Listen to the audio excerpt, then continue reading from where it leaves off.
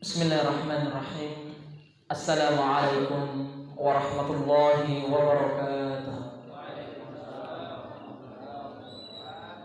Alhamdulillahi rabbil alamin.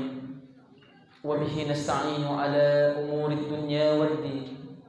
Wassalatu wassalamu ala asyrafil anbiya'i wal mursalin nabiyyina Muhammadin wa ala alihi at-tahirin wa ashabihi ajma'in wa man tabi'ahum bi ihsanin ila yaumiddin. Asyhadu an la ilaha illallah wahdahu la syarika lah wa asyhadu anna Muhammadan 'abduhu wa rasuluh.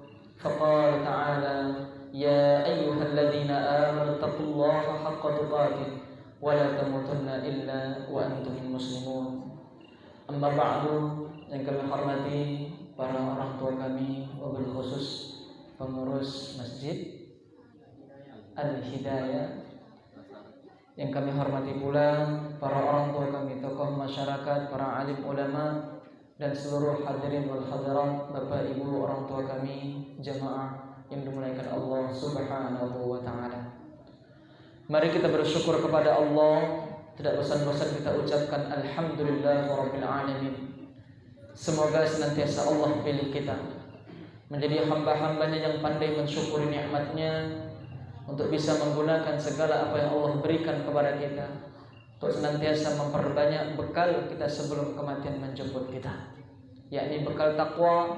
Karena sungguh inilah satu-satunya bekal yang kita bawa kepada Allah, sebagaimana Allah berfirman, wa tazawwadu fa inna khairaz zadi taqwa. Berbekallah kalian, sungguh sebaik-baik bekal itu adalah takwa. Mudah-mudahan dengan kita bermajlis ilmu seperti ini, Allah berikan keberkahan kepada kita, kemudian dengannya Allah pahamkan kita agamanya, Allah mampukan kita untuk bisa mengamalkan dan mendakwahkannya, insyaallah mendapatkan keistiqomahan sampai kematian menjemput kita dengan keadaan husnul khatimah. Amin amin ya rabbal alamin. Salawat serta salam kita sampaikan kepada Rasulullah. Allahumma salli ala Muhammad. Semoga terlimpahkan pula kepada para sahabat radhiyallahu anhum wa radhu'an, para tabi'in, tabi'at tabi'in, dan seluruh umat Islam yang istiqamah di jalannya. Bapak Ibu yang dimuliakan Allah, mengambil satu tema mengenai dosa-dosa yang diremehkan umat manusia. Sungguh amat banyak jamaah dosa yang hari ini kita notabene adalah umat akhir zaman. Dosa ini hampir seluruhnya tidak hanya yang kecil, bahkan sampai dosa yang besar pun sudah banyak diremehkan. Ada ulama yang sampai menuliskan dengan dibuatlah judul buku 100 dosa-dosa wanita yang mereka remehkan.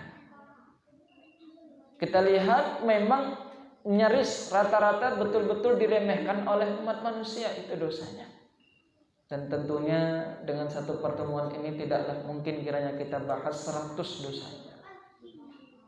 Al-Imam Al-Hafidh Al-Zahabi juga pernah tuliskan kitabnya Al-Kabair, dosa-dosa besar. 70 beliau masukkan dalam kitabnya tersebut, dan rata-rata ketika kita lihat pun telah banyak umat manusia, bahkan kaum muslimin yang meremehkannya. Dosa besar 70 menurut Al-Hafidh Al-Zahabi.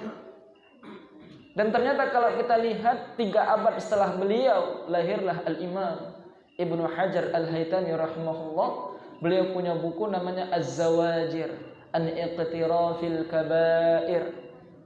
Ternyata dosa besar bukan 70 Bapak Ibu. Sampai beliau tuliskan di sana 467 dosa besar. Dapatnya Pak kita hitung 467 dosa.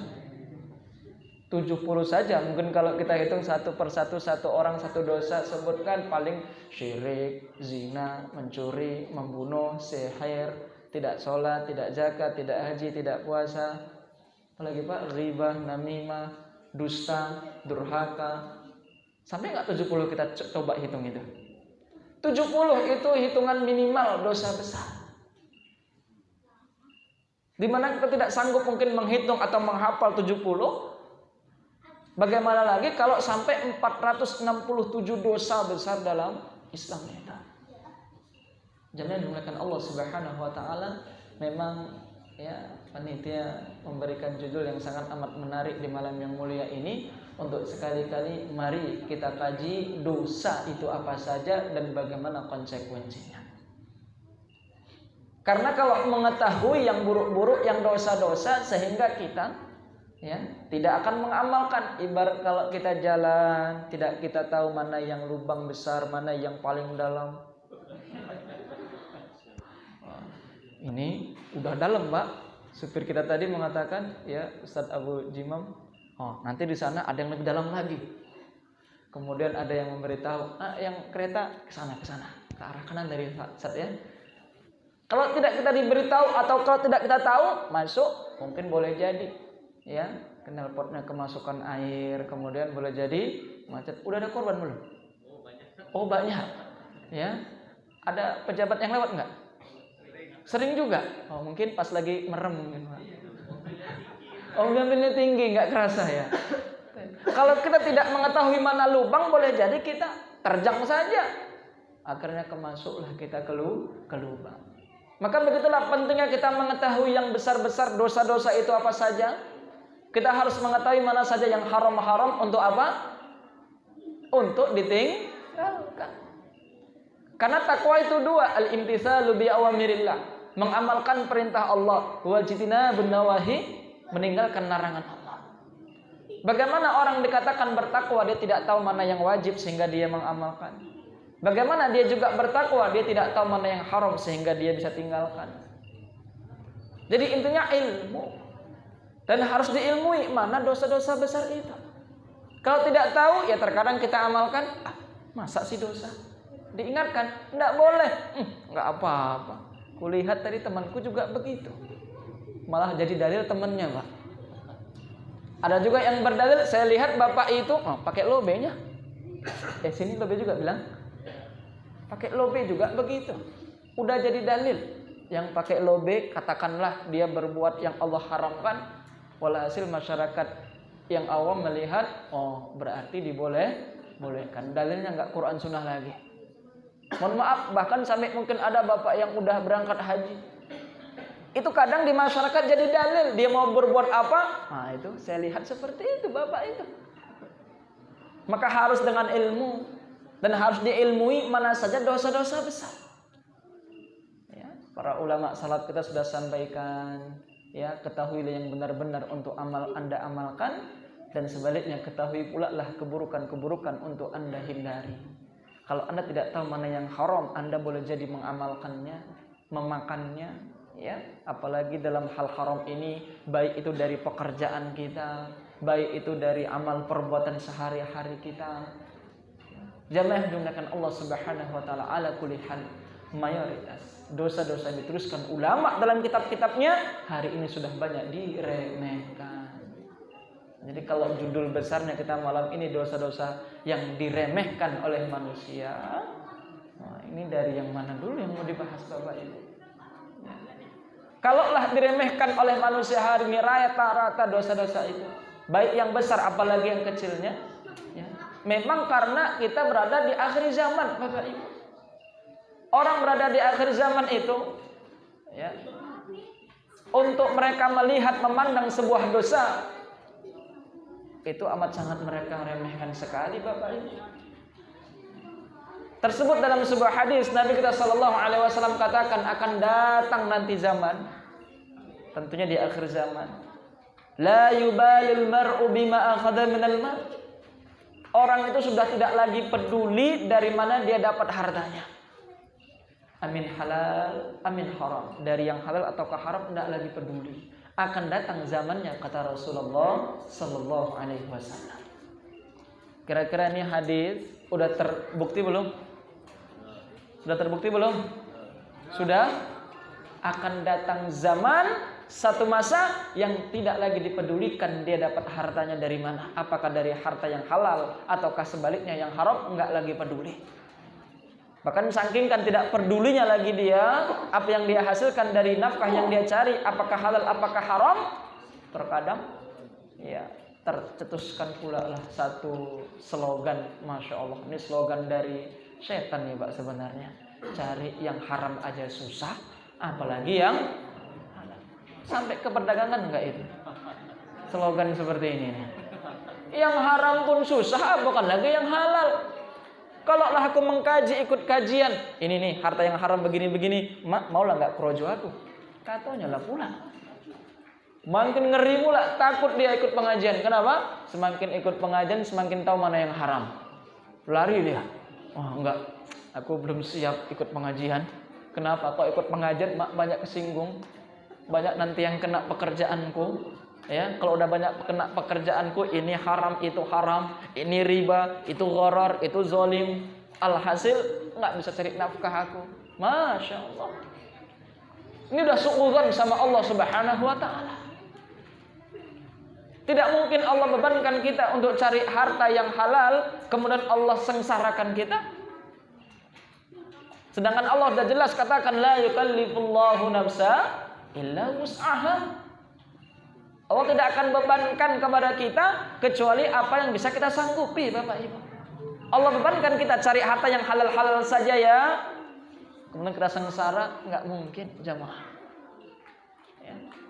Sekedar kita mengikuti syariat Allah, dari memulai kita mungkin semangat-semangat mencari nafkah karena sudah mungkin keluarga, baru menikah, Allah udah sampaikan dalam Al-Quran itu. Surah An-Nur ayat 32-nya. Ya.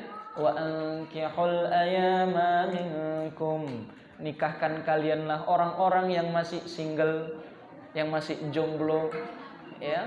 Nikahkan, Pak. Yang masih sendirian nikahkan, ya. Baik itu mereka dari kalangan budak kalian pun nikahkan.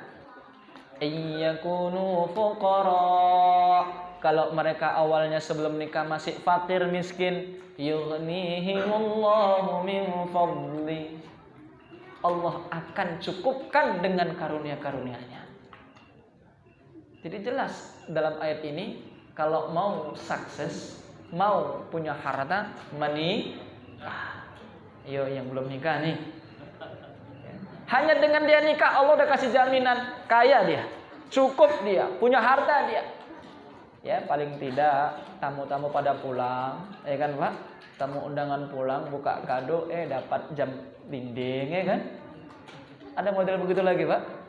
Mungkin masih. Nanti buka lagi, oh jam lagi. Buka lagi, jam dinding lagi, ya kan? Padahal waktu jomblo nggak pernah punya jam dinding dia seumur hidup. Punya ayah ibunya di rumahnya. Begitu nikah, ya kan? Tahu-tahu mau nggak mau punya piring. Tanya Pak yang masih jomblo, walaupun pekerjaannya sudah mapan, sudah ada gajiannya tiap bulan, dah jelas, katakanlah begitu. Tanya punya piring nggak dia? Nggak punya. Tanya yang jomblo itu punya piring nggak dia? Punya ibunya, punya orang tuanya. Jadi kalau Allah berikan kita syariat, Allah akan jamin itu. Syariat nikah Allah akan jamin. Ya, jangan takut insya Allah. Apalagi Allah berikan kita perintah untuk cari yang halal. Ya, tidak mungkin Allah sengsarakan kita. Nah tadi Rasulullah sudah sampaikan, di akhir zaman orang nggak lagi peduli dosa itu. Untuk mereka ambil yang haram-haram nggak peduli. Tadi judul kita meremehkan dosa. Yang penting perut kenyang, yang penting dapur ya masih berasap dapur Bapak. Udah pakai gas nih Pak ya. Kalau yang masih pakai kayu, mungkin masih berasap. Tapi istilah saja Pak ya, yang penting perut berisi, perut kenyang, ya dapur berasap. Udah nggak peduli dia haram apakah halal. Yang haram pun susah, mau lagi dikaji-kaji yang halal-halal. Ya. Menunjukkan benar kata Nabi tadi, orang udah banyak remehkan dosa. Ya, naudzubillah. Dan siapa yang meremehkan dosa, inilah orang-orang fajir. Tersebut dalam hadis Imam Tirmidzi meriwayatkan bahwa sahabat mulia Abdullah ibn Mas'ud radhiyallahu anhu pernah berkata, "Innal mu'min yara dhunubahu ka'annahu fi asli jabal." Orang beriman itu kalau dia melihat dosa, seakan-akan dia berada fi asli jabalin, di dasar, di bawahnya gunung. Ya khafu ayyaka alaih. Dia khawatir ya jabal gunung ini runtuh menempahnya. Beriman ini. Orang beriman kalau berbuat dosa, apapun itu dosa, dia memandang dosa itu bagaikan dia sudah berada di bawah kaki gunung. Kemudian gunung kalau lagi berdosa, saat dia amalkan itu dosa, ditimpa sama gunung itu. Wa innal fajir, sebaliknya kalau orang pendosa, banyak maksiatnya, jahil apalagi terhadap ilmu agama, yaradunubahu, dia memandang dosanya ya bagaikan kadzubabin waqa'a ala anfih, bagaikan ada seekor lalat hinggap di hidungnya, semakal, kemudian dia mengatakan bihi hakaza, cuman begini aja kok, cuman segini aja kok. Seberapa besar lalat, Pak? Kecil. Hinggap di hidungnya bihi hakaza, cuman segini. Faqara, kemudian berlalu terbang begitu saja. Tanpa dia selentik, tinggal ditiupkan aja terbang, Pak ya. Ya. Orang fajir melihat dosa itu bagaikan sebesar lalat hinggap ke hidung, dia hembuskan dengan entengnya, pergi. Cuman segitu aja kok. Inilah perbedaan orang beriman dengan orang pelaku maksiat itu. Maka kita sebagai orang yang beriman, dan memang kita cita-cita menjadi orang beriman sampai wafat kita, amin. Pandanglah dosa itu sebagaimana kita berada di kaki gunung. Kalau mau dosa, ingat-ingat ini gunung seketika mau menimpa kita. Na'udzubillah. Berani enggak, Pak? Kita mau dosa, gunung udah cakap. Berdosalah kau. Kau buatlah itu. Kau buat itu. Kutimpa engkau. Berani enggak, Pak, di bawahnya kita gitu bermaksiat? Tidak berani. Takut, ya khafu ayyaka alaih. Sangat khawatir, sangat takut, cemas, panik. Ya. Dia diruntuhi oleh gunung-gunung itu. Tapi kalaulah orang fajir enggak pedulikan itu, ya, dosa itu bagaikan ya sebesar seekor lalat saja, dengan entengnya dia usir. Pergi begitu saja. Jamaah yang dimuliakan Allah Subhanahu wa taala, kita ini orang beriman. Jangan sekali-kali meremehkan dosa, karena begitulah pesan para ulama salaf kita. Ya, jangan engkau lihat kecilnya dosa yang kau lakukan. Sekalipun itu dosa terhitung bukan dosa besar tapi dosa kecil, jangan kau lihat kecilnya itu dosa. Tapi lihatlah sekecil-kecilnya engkau berdosa, itu sama dengan kau bermaksiat kepada zat yang sangat besar. Allahu Akbar. Kecil ini dosa, tapi saat itu kita sebenarnya bermaksiat kepada Allah yang maha besar. Maka jangan lihat kecilnya dosa, tapi lihatlah maha besarnya Allah yang engkau maksiati. Jamaah yang dimuliakan Allah Subhanahu wa taala, maka kalaupun adalah istilah dosa kecil, dosa besar, udah kita anggap saja semua dosa itu besar. Ya, besar di sisi Allah masalahnya. Apalagi jelas Allah sampaikan sekecil apapun itu dosa, Allah tampakkan besok di hari kiamat. Ya, kami tampakkan itu kata Allah. Jelas. Faman ya'mal mithqala dzarrah, siapa yang mengamalkan seberat biji sawi dari kebaikan, khaira yarah, dia akan lihat itu. Sebaliknya, may ya'mal mithqala dzarratin syarra, ada syar, ada keburukan yang dia amalkan walaupun dari sebesar biji sawi atau sebesar partikel sekecil, paling kecil, yarahu, dia pun pasti akan melihatnya. Kebaikan sekecil apapun dia pasti melihat, keburukan sekecil apapun dia pun akan menjumpainya. Jamaah yang dimuliakan Allah Subhanahu wa taala, sekali lagi jangan sampai kita remehkan dosa apapun itu bentuk dosanya. Kita hindari sejauh-jauhnya, meminta perlindungan kepada Allah agar Allah jauhkan kita dari maksiat apapun itu maksiatnya, karena insya Allah apalagi ketika kita hindari dosa-dosa besar itu, dua Allah berikan kepada kita fadilahnya.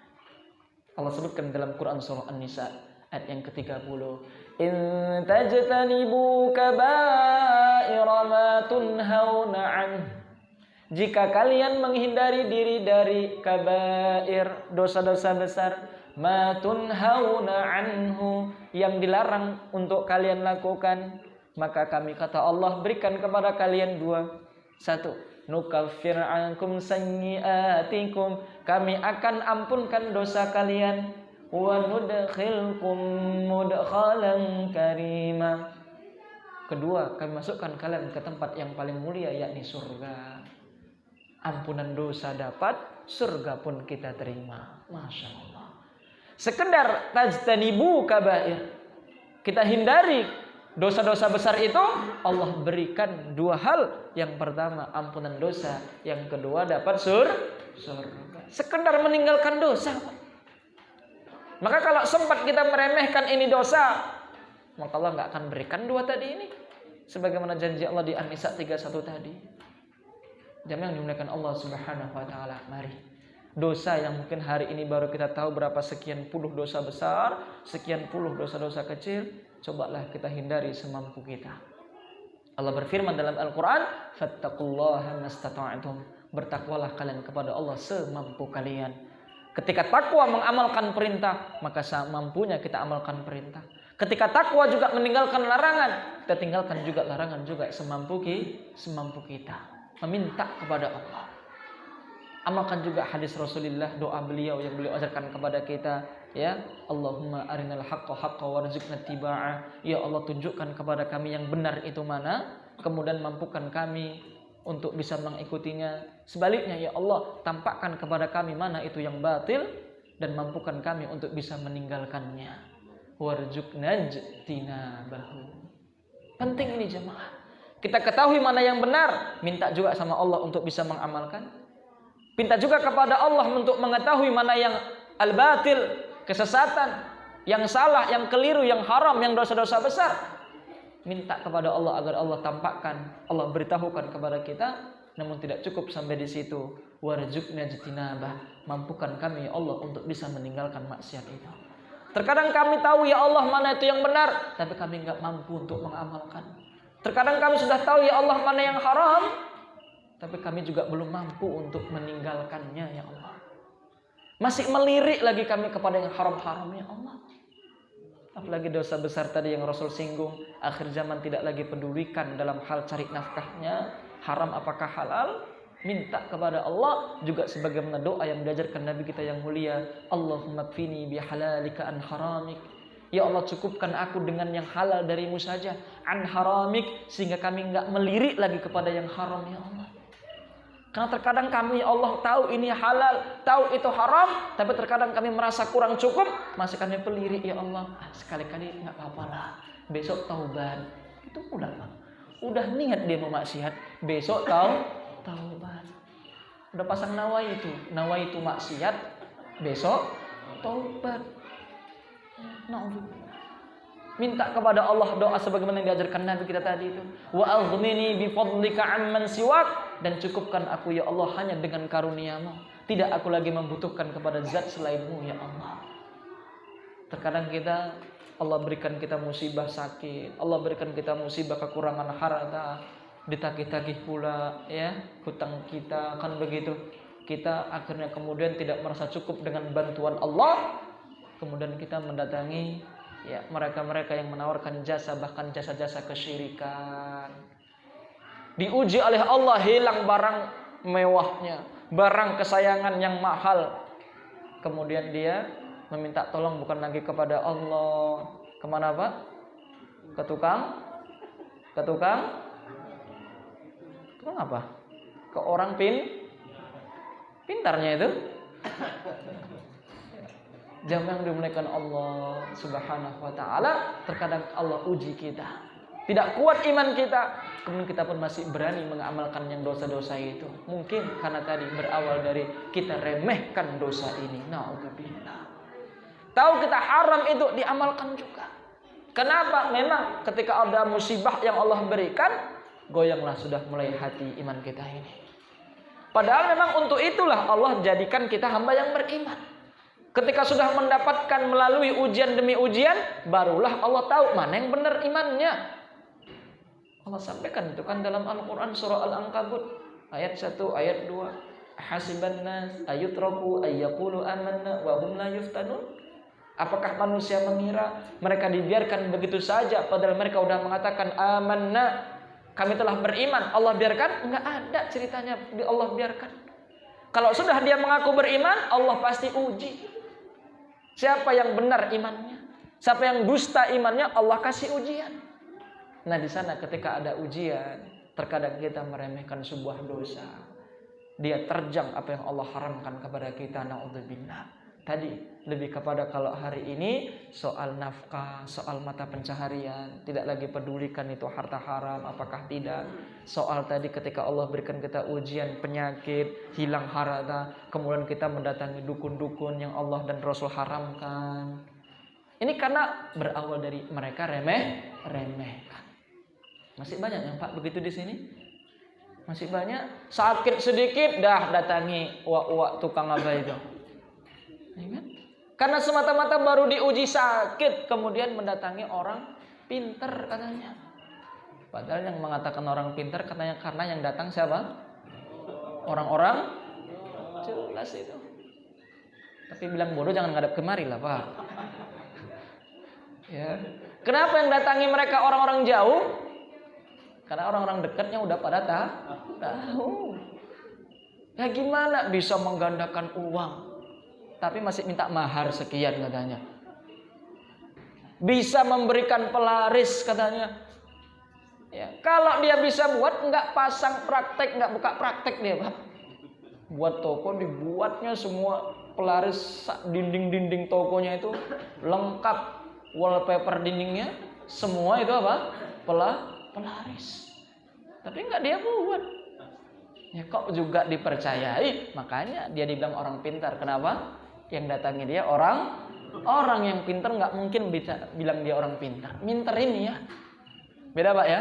Orang pintar sama orang minterin ini ya, itu nipu. Jamaah yang dimuliakan Allah Subhanahu wa taala, dicoba oleh Allah, diuji oleh Allah dengan sedikit sakit darinya. Sudah tidak tahan kurasakan ini. Ayo ke sana yuk berubat. Ya, dengan yang haram-haram itu. Ini membuktikan banyak sudah dosa yang mereka remehkan jemaah. Dan ini perkara yang tidak boleh diremehkan, masalah syirik apalagi.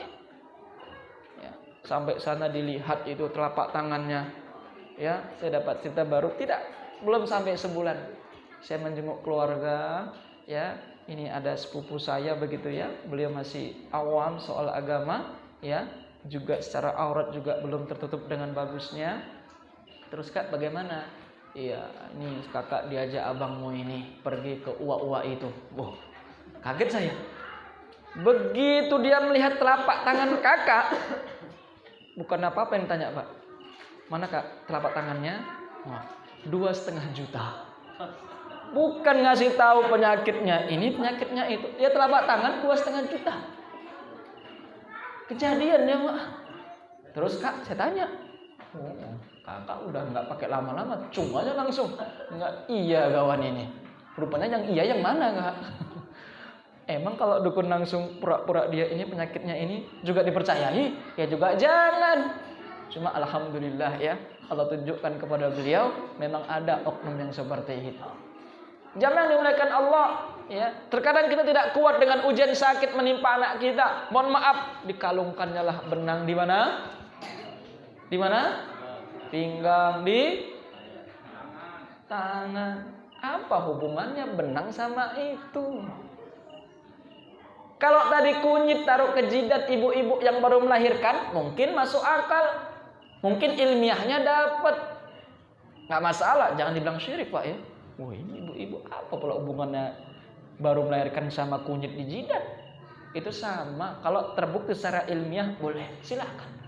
Sebagaimana bapak ibu juga minum Paramek, ya, apalagi Bodrek, apalagi obat-obat itu. Apakah yakin obat itu yang menyembuhkan? Tidak, hanya sebagai wasilah. Namun secara ilmiah terbukti. Lah ini benang sama menghilangkan penyakit, menolak bahaya, apa hubungannya? Ya sama dengan apa hubungannya kupu-kupu dengan ada yang mau datang. Tapi kalau ada makanan ketimpa tai cicak, wah ini sial ini. Betul nggak itu? Betul dong, makanan masalahnya. Ya betul. Ya, ada minuman kemasukan lalat, sial tidak? Tapi jangan dibuang. Ya, sunnah Rasul gimana? Kalau ada masuk lalat, celupkan semua. Sebagai dalil, satu, lalat tidak najis, karena kalau dicelupkan dia pasti mati. Kemudian Rasul membolehkan untuk minum. maka setiap hewan yang tidak berdarah mengalir maka itu tidak najis. Ya, yang kedua ada anjuran penting dari sunnah Nabi kita yang mulia, jangan mubazir, jangan israf, jangan berlebih-lebihan. Kalau kita nih Pak, jujur saja, kopi kita kemasukan lalat, gimana Pak? Dek, tolonglah nih, kemasukan lalat teh Bang, buat masih banyaknya gula Bang, udahlah Bang, buang. Dibantu pula sama istrinya, udah Bang, buang, jangan ada Bang gitu. Ini menunjukkan Rasul ajarkan kita jangan mubazir. Kalau kita tadi jujur saja pasti kita buat lagi juga enak gampang, gula juga masih banyak, air panas juga masih penuh, kan gitu. Rasul malah ajarkan supaya apa? Jangan dibuang. Ya, tapi tidak ada hubungan sial dan tidak sialnya ya. Jamaah yang dimuliakan Allah Subhanahu wa taala tadi. Ya. Dan Islam sudah kasih solusi agar kita jangan meremehkan dosa, apalagi soal syirik tadi. Kalaupun ada sakit, masya Allah, ya Allah lewat lisan Rasulnya Sallallahu Alaihi Wasallam sudah sampaikan kepada kita, silakan berobat, tadawaw, wala tadawaw bi haram. Silakan berobat, tapi jangan kalian berobat dengan yang haram. Ya. Kalaupun tadi ada yang sakit-sakit, silahkan dengan cara ruqyah. Dan kita ada di sini ya, PM apa ini? Pemuda mengaji apa? Pemakmur masjid, ya. Sudah ada yang insya Allah sudah pakar dalam hal ruqyah. Bekam juga sudah ada Bapak Ibu. Ya, promosi ya. Tidak, masalahnya kadang tadi kalau meremehkan dosa kemana larinya? Tadi ke dukun yang katanya pula malah ada dukun putih itu tuh dukun yang baik itu. Nolong soalnya. Nggak ada Bapak Ibu. Ya, tidak ada dukun putih dukun hitam. Ya, karena dulu modelnya pakai belangkon, pakai menyan, klenik-klenik, seram begitu kan? Wah, berasap-asap, ada tengkorak. Ya, wah ini dukun yang jahat katanya. Begitu pakai lobe, janggutnya juga panjang, pakai jubah, tangan ada tasbih. Oh, ini dukun putih, tak apa-apa katanya. Nggak ada jamaah. Ketika dia mengajarkan yang syirik-syirik kepada Allah, maka dia termasuk yang Rasul sampaikan, man atakahinan, atau dalam riwayat lain man ata'arrafan, siapa yang mendatangkan dukun, tukang ramal itu, ya Allah nggak akan terima salatnya 40 hari 40 malam. Dan dia dalam hadis yang lain telah kafir, telah mengingkari, mengkufuri apa yang diturunkan kepada Nabi kita Muhammad sallallahu alaihi wasallam, yakni berupa Quran dan hadis. Dia kufuri itu, naudzubillah. Jamaah yang dimuliakan Allah, maka solusi Islam sudah ada. Sakit-sakit sebagai penutup adzan. Sudah mau adzan belum? Ya, sakit-sakit dalam hadis sahih agar jangan kita remehkan dosa ini. Karena mungkin diuji dengan sakit, enggak sabar, remehkan dosa syirik, naudzubillah. Rasul sudah sampaikan kepada seorang sahabat, dia mengadu syaka ila Rasulillah waja'an. Dia mengadu soal penyakit yang dia derita mundu aslam, semenjak dia baru masuk Islam. Sejak dia masuk Islam sudah dapat penyakit ini yang dia rasakan di salah satu bagian tubuhnya. Apa kata Rasulullah? Doa, letakkan yadaka, tanganmu alalladzi ta'allama min jasadika. Dok tanganmu di daerah di jasad di tubuhmu yang kau rasakan sakit itu. Katakanlah leher. Summakul, kemudian ucapkanlah bismillah salasa marrat. Bismillah 3 kali. Tapi jangan baca bismillah 3 kali. Nah, jangan ya. Bismillah, bismillah, bismillah. Wa qul sab'a marrat, dan ucapkanlah 7 kali a'udzubillah wa qudratihi, ya, min syarri ma ajidu wa uhadiru. 7 kali itu baca. A'udzubillah wa qudratihi min syarri ma ajidu wa uhadir. A'udzubillah wa qudratihi min syarri ma ajidu wa uhadir. A'udzubillah wa qudratihi min syarri ma ajidu wa uhadir. Hadis sahih. Ya. Itu. Terkadang kita tadi berawal dari katakanlah memang ya itu kaitannya dengan ilmu kita, dan kita pun masih agak ogah-ogahan bermajelis ilmu semacam ini, akhirnya kita meremehkan dosa. Kita pilihlah cara berobat dengan yang haram haram, sebagaimana kita pilih mencari nafkah yang haram pun nggak masalah lah, yang penting kenyang perut. Amat sangat banyak jamaah dosa-dosa yang diremehkan oleh umat Islam hari ini. Mudah-mudahan kita semua di sini terbebas dari itu, berawal dari ilmu, mengetahui mana saja dosa-dosa yang Allah haramkan, kemudian mudah-mudahan Allah mampukan untuk kita bisa meninggalkannya. Jamaah yang dimuliakan Allah, ada berapa menit lagi sebelum waktu Isya? 5 menit lagi. Tanya jawab atau gimana? Ya? Oh, pada Isya. Baik, jamaah yang dimuliakan Allah Subhanahu wa taala, sekali lagi ya, kita dilarang untuk meremehkan dosa apapun itu bentuk dosanya. Takutlah kepada Allah Subhanahu wa taala di keadaan bagaimanapun. Ya. Usikum wa ayya nafsi bitaqwallah wa azza wa jalla, takut dalam kondisi apapun. Ya. Tidak dibenarkan satu detik pun kita meremehkan dosa itu. Harus ada wajilatun. Harus ada rasa takut kalau kita berdosa. Jangankan takut berdosa, takut tidak diterima amal kita itu harus, jemaah. Jadi takut ini dua nantinya. Takut untuk kita berdosa, yang kedua takut kalaupun dah beramal, bukan dosa, amalan soleh ini pun harus tetap takut. Takut apanya? Takut Allah tolak, jemaah. Ya.